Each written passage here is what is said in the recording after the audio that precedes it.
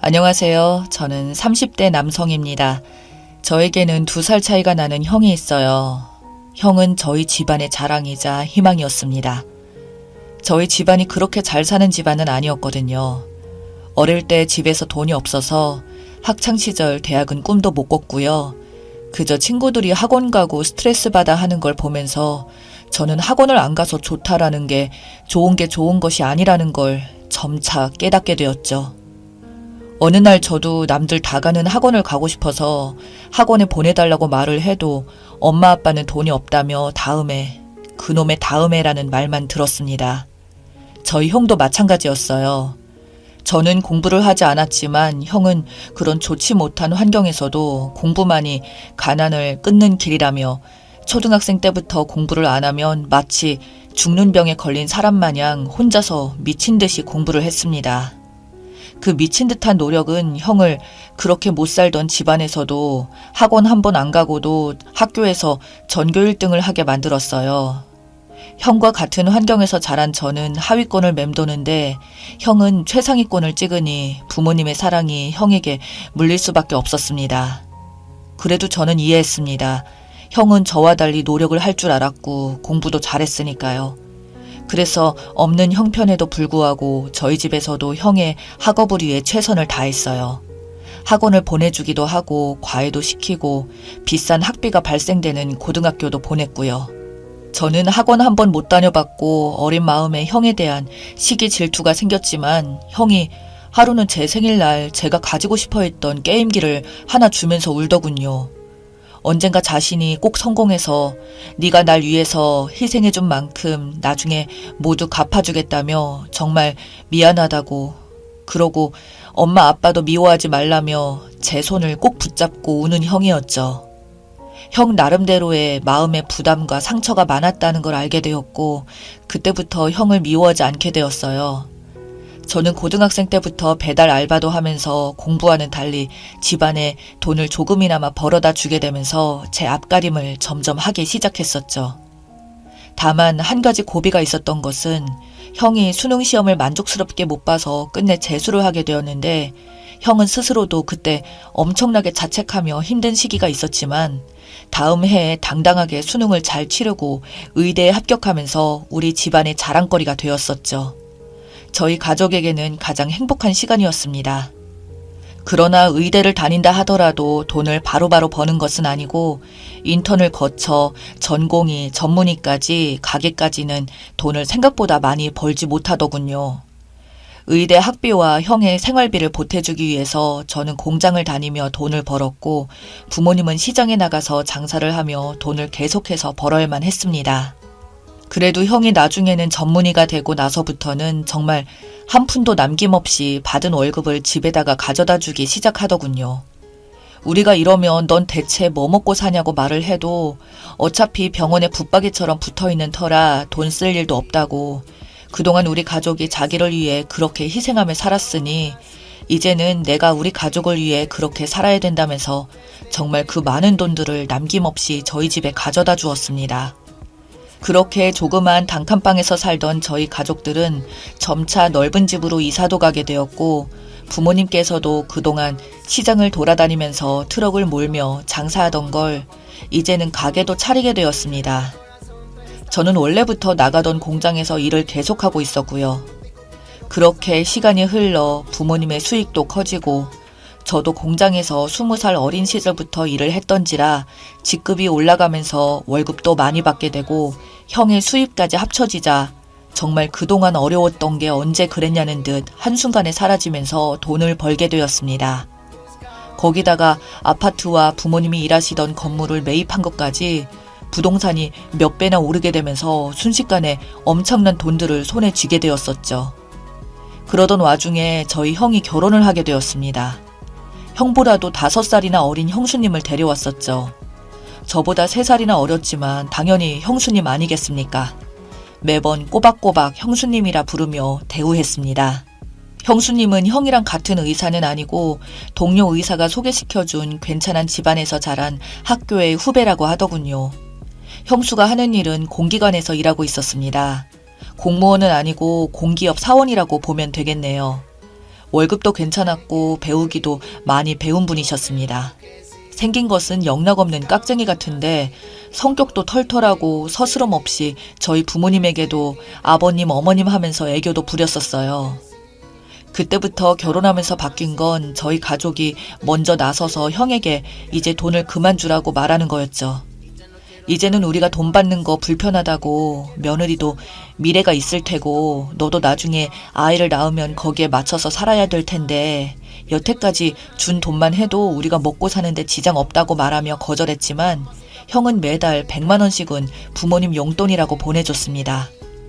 형수한테 한 번은 이렇게 하는 게 기분이 나쁘지 않냐니까 뭐가 기분이 나쁘냐고, 부모님한테 아들이 되어서 용돈을 챙겨드린다는데, 그리고 도련님이야말로 기분 나쁘지 않냐고, 형을 위해서 어릴 때부터 희생을 그렇게 많이 했다는데 공부 한번 제대로 못 해보셨다는데 라고 말하며 제 눈치를 살피는데 저는 그런 형수가 참 좋았습니다.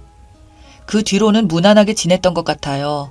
형수는 명절이나 부모님 생일마다 찾아와서 시간을 보내다가 돌아갔고 저희 가족이 하는 일들도 모두 잘 되어가서 그만큼 재산 또한 꽤나 모았고 이제는 저만 결혼하면 딱이라고 했었죠. 근데 형수 같은 여자를 계속 보고 나니까 웬만한 주변의 여자가 눈에 잘 안 들어왔습니다. 이미 연애도 몇 번 해봤지만 이상하게도 계속 비교 대상이 형수님과 비교를 하게 되었고 그로 인해 잘 안 되더라고요. 그렇다고 가방끈 짧은 제가 형수만큼 능력 좋은 여자 만나는 것도 아니었습니다. 형수는 그런 제가 걱정이 되었는지 간호사도 몇 번 소개시켜주기도 했지만 그다지 마음이 가질 않더라고요. 그런 사소한 것을 제외하고 형과 형수 그리고 저와는 사이가 정말 좋았습니다. 그게 어느 정도였냐면 퇴근길에 형에게 전화가 와서 집에서 술 한잔하고 가라며 부를 정도였고 제가 초반에는 그래도 형수님이 부담되고 싫어할 거라며 꺼려하자 나중에는 형수가 먼저 전화가 와서는 오라고 할 정도였거든요. 그렇게 형수와 형 가리지 않고 우애 좋게 지낼 무렵 어느 날 큰 사건이 생기고 말았습니다. 저희 형이 갑자기 형수와 산을 갔다가 굴러 떨어져서 의식불명이 되어버린 겁니다. 갑작스런 청천벽력 같은 일이 저희 가족들 전부 다 놀라서 병원으로 달려가게 되었고 형은 큰 수술을 받았지만 끝내 식물인간 판정을 받게 되었습니다. 그때부터 정말 남부럼 없이 행복하게 하루하루를 보내왔던 집안이 순식간에 천국에서 지옥으로 바뀐 것만 같았습니다. 저희 부모님은 쌍심지를 키고 그토록 아껴했던 며느리를 쥐잡듯이 잡기 시작하는 겁니다. 바른 대로 말하라며 네가 산에 올라가서 어떻게 우리 아들 한 거 아니냐는 둥, 왜 멀쩡하던 우리 아들만 저꼴이 났냐며 온갖 막말들을 내뱉기 시작했죠. 보다 못한 제가 부모님을 말리면서 왜 남편 잃은 며느리한테 그러냐고 형수가 무슨 잘못이 있겠냐며 말을 하며 부모님을 말려도 봤지만 애지중지 아끼던 장남을 잃은 슬픔 때문인지 부모님은 그 뒤에도 계속해서 물불 가리지 않고 형수를 무작정 볼 때마다 욕하기 시작하셨죠. 급기야 부모님을 떨쳐내고 제가 중재로 나서서 부모님이 오는 날과 형수가 와서 돌보는 날 따로 정해서 형수랑 부모님이랑 최대한 안 부딪히게 만들려고 어떻게든 최선을 다해서 노력했었습니다. 그런데 그것만으로도 힘든데 도저히 그냥 넘길 수 없는 일이 발생하게 됩니다. 형수가 임신을 했다는 겁니다.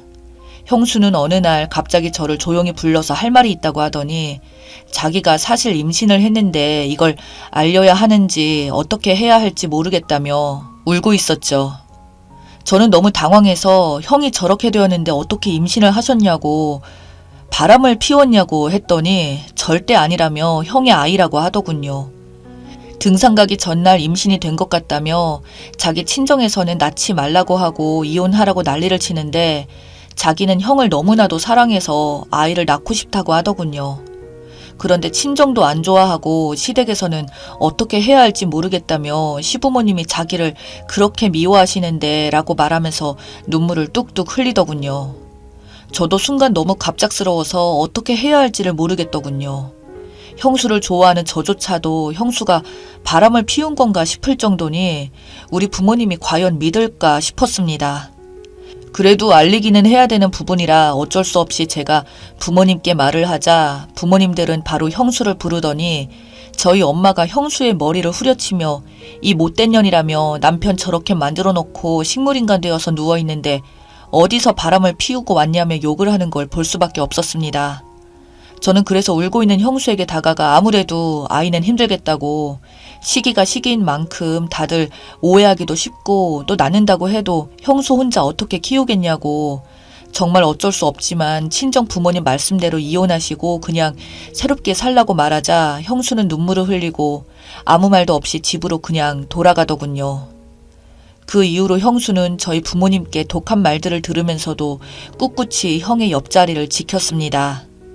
결국 형수는 배가 불러왔고 아이가 출산할 때까지도 형의 옆자리를 지키며 온갖 욕설들을 들으며 버티더군요.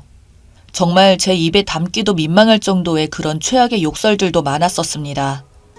보다 못한 제가 대체 왜 이러냐고, 우리 부모님 밉지도 않냐고, 이혼해서 혼자서 살지 이렇게 해봐야 누가 알아주냐고 하니까 자기는 이해한다며 나도 내 아들이 저렇게 되면 그럴 것 같다고, 그리고 이 아이 낳으면 바로 유전자 검사부터 해서 시부모님께 보여드릴 거라고, 남편이 남긴 유산이라며 자기가 만약 이 아이를 포기하면 정말 그때는 부정한 여자가 될 테고, 또한 자기 입장에서도 형의 아이를 꼭 낳고 싶다고 말한 형수를 보며 존경스럽기까지 하더군요. 결국 형수는 아무도 축하해주지 못하는 채로 아이를 낳았습니다. 그리고 아이를 낳고 나자 얼마 지나지 않아 형수는 아이와 형의 유전자 검사서를 들고 왔고, 검사 결과 그 남자아이는 형의 아들이 맞았습니다. 저희 부모님들은 그때서야 자기들이 며느리에게 했던 그동안의 행동들이 있어서 그런지 너무 당혹스럽고 민망한지 어찌할 바를 몰라 하셨었죠. 차마 제 입으로 말하기 민망할 정도의 욕설들을 형수에게 계속 퍼부었었으니까요. 저희 부모님들께 형수는 먼저 힘들게 입을 열며 말했습니다. 이해한다고요. 대신 앞으로는 저를 너무 미워하지 말아달라고, 저 역시 오빠를 잃어서 너무 슬프고 괴롭다며 우는 형수 앞에 우리 부모님들도 무릎 꿇고 다 같이 대성통곡을 하며 그동안 너무 미안했다고 사과를 했었습니다. 결국 저희 형은 그 이후 2년을 더 버티다가 합병증으로 인해 세상을 떠났습니다. 그 이후 저희 형수는 지금 친정에서 아이와 지내며 명절이 되면 할머니, 할아버지, 삼촌을 보여준다며 저희 집에 찾아오는데 조카가 정말 형과 너무 똑 닮아서 조카를 볼 때마다 얼마나 뒤에서 많이 울고 웃었는지 모르겠네요. 저희 부모님도 그 이후로는 형수에게 정말 미안한지 평생을 죄를 갚는다는 마음으로 살겠다며 손자의 옷도 사주시고 필요한 물건들이나 양육비도 지원해주고 계십니다. 형의 사고 이후로 불행이 찾아왔던 저희 집안도 시간이 점점 흐르고 지날수록 조카 덕분에 웃음을 찾아가고 있네요. 어쩌면 조카는 형이 남기고 간 마지막 선물이 아니었나 싶습니다.